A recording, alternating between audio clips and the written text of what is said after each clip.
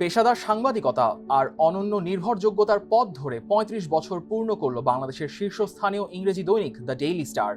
এবারের প্রতিষ্ঠা বার্ষিকীর উদযাপন শুধু উৎসবের নয়, বরং অবিচল থাকার এক দৃপ্ত অঙ্গীকারের। এই অঙ্গীকার সামনে রেখেই এবারের আয়োজন আনবাউড। দ্য ডেইলি স্টার ভবনে আয়োজিত অনুষ্ঠানে সমাজের বিশিষ্ট ব্যক্তিত্ব, রাজনৈতিক নেতা এবং সুশীল সমাজের প্রতিনিধিদের উপস্থিতিতে উদ্ভাসিত হয়েছে এই দীর্ঘ লড়াইয়ের গল্প। এখন আমি দেখছি 35 ইয়ারে সহসে জীবিত আছে, but this time they have managed to bring all the main players together. Leader of the opposition, front bench যেসব পাওয়ারফুল মন্ত্রী ছিলেন সবই একসঙ্গে ছিলেন। এইটা খুব ভালো উদ্যোগ দেখাচ্ছে এখানে। যদি এটা পারে to be able to bring them all together, this will be a great achievement. এবারের আয়োজনের সবচেয়ে বড় এবং স্পর্শকাতর অংশটি ছিল দ্য ডেইলি স্টার ভবনের ওপর হওয়া সাম্প্রতিক হামলার ধ্বংসযজ্ঞ নিয়ে বিশেষ প্রদর্শনী। ভাঙা কাঁচ, পুড়িয়ে দেওয়া কক্ষ আর ক্ষতিগ্রস্ত আসবাবপত্রগুলো যেভাবে ছিল, অনেকটা সেভাবেই একটি প্রদর্শনীর মাধ্যমে দর্শকদের সামনে তুলে ধরা হয়েছে। এটি কেবল একটি প্রদর্শনী নয়, বরং মুক্ত সাংবাদিকতার ওপর হওয়া আঘাতের এক জীবন্ত দলিল। জনপ্রত্যাশা অনুযায়ী 2024 ছাত্র গণ অভ্যুত্থানের আকাঙ্ক্ষা অনুযায়ী আশা করি আমরা শক্তিশালী গণতান্ত্রিক রাষ্ট্র বিনির্মাণে ডেইলি স্টার সহ অন্যান্য গণমাধ্যমের ভূমিকা সেভাবেই থাকবে, যথাযথ থাকবে, জনগণের উদ্দেশ্যেই থাকবে, রাষ্ট্রের কল্যাণেই থাকবে। স্টারের জন্ম হয়েছে অনন্তকাল আগে, অবস্থান করে আসমানে, সবার প্রতি জাস্টিস করে, সবাইকে সমান আলো এবং পথ দেখায়।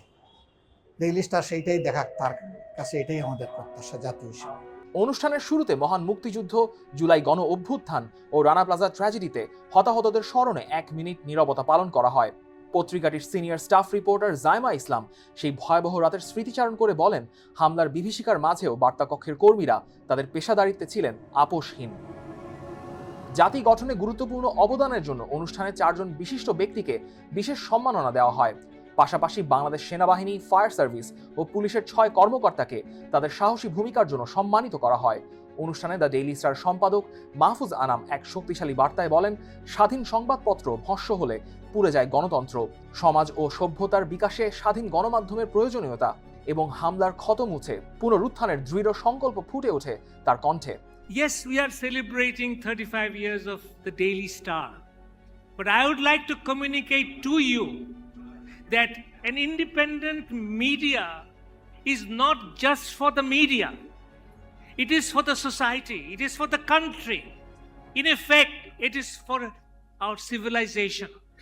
অনুষ্ঠানে আগত অতিথিরা দ্য ডেইলি স্টারের নির্ভরযোগ্যতাকে অনন্য বলে অভিহিত করেন।